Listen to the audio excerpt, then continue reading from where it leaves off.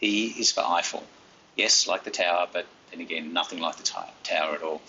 Eiffel was the first object-oriented programming language that I learned in first semester at university. And we were taught it really in the last 3 weeks of that first semester.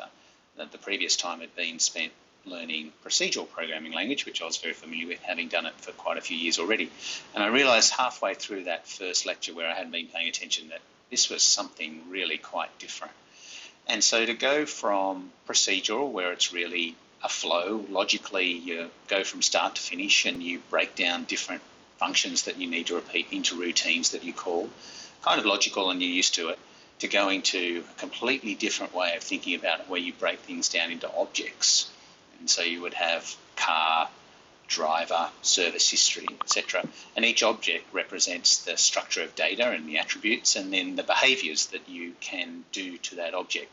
Very different way of thinking about it. And the benefits are really quite profound, and that's why object-oriented programming is really the de facto standard in use today commercially.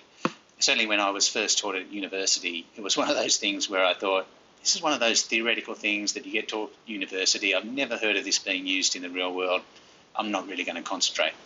Massive mistake on my behalf, as object-oriented really has become that standard. And that's mainly because the ability to maintain code in that structure is much less problematic. In procedural, you might want to make a change, you make a change to a certain routine, and then 5 things break that you didn't anticipate.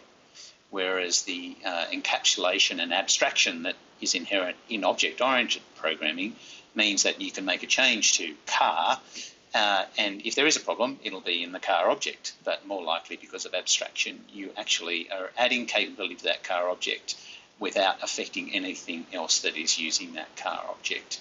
You're simply extending upon it. So, object-oriented, Eiffel, we used to call it awful at university because we really struggled to come to grips with it, but actually it's been pretty amazing and it's certainly changed the way we do things. Okay, cheers.